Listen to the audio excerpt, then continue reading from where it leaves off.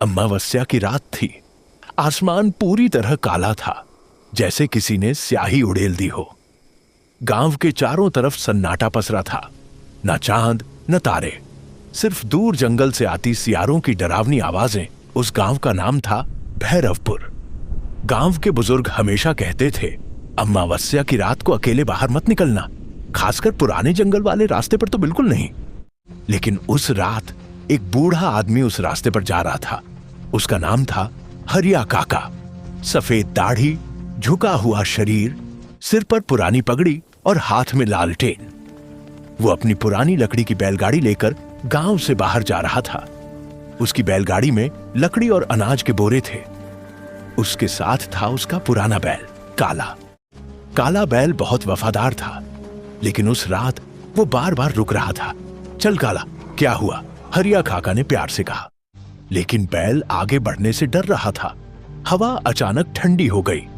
पेड़ अपने आप हिलने लगे, जबकि हवा बिल्कुल नहीं चल रही थी। हरिया काका को अजीब लगा, लेकिन वो आगे बढ़ता गया।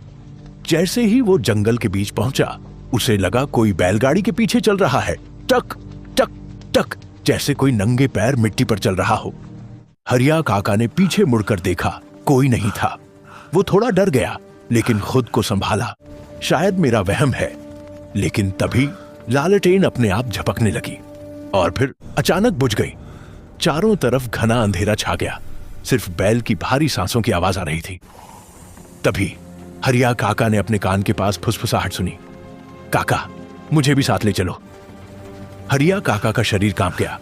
उसने तेजी से इधर उधर देखा, उन कोई नहीं था। कौन है? उसने डरते हुए पूछा। कोई जवाब नहीं। फिर बैलगाड़ी अचानक भारी हो गई, जैसे कोई उसमें चढ़ गया हो।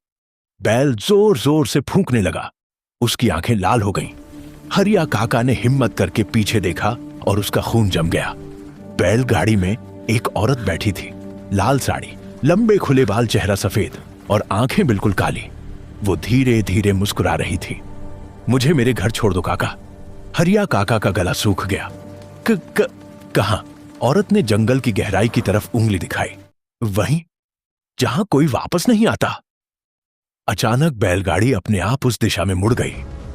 हरिया काका ने लगाम खींची, लेकिन बैल उसकी बात नहीं सुन रहा था, जैसे किसी और के बस में हो।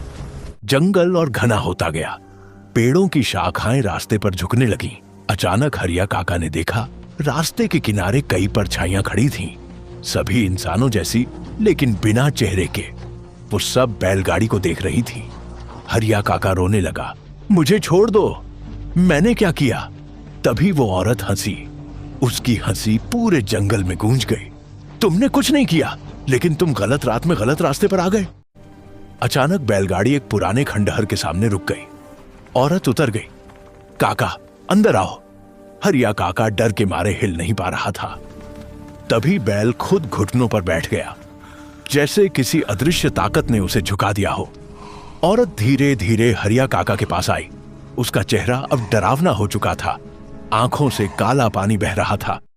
मुझे 50 साल पहले इसी रास्ते पर मार दिया गया था। आज मुझे नया साथी चाहिए। हरिया काका जोर से चिल्लाया, भोलेनाथ बचाओ। तभी उसकी जेब से पुराना रुद्राक्ष माला गिर गई। जैसे ही वो जमीन पर गिरी, चारों तरफ तेज हवा चलने लगी। औरत पीछे हट गई। वो चीखने लगी, नहीं नहीं। हरिया काका ने तुरंत माला उठाई और जोर से मंत्र पढ़ने लगा। जंगल कांपने लगा। औरत की चीखें तेज होती गईं और अचानक वो धुएं में बदलकर गायब हो गई। सारे साए भी गायब हो गए। जंगल फिर शांत हो गया। बैल धीरे धीरे खड़ा हुआ और बैलगाड़ी खुद ब खुद गांव की तरफ चल पड़ी।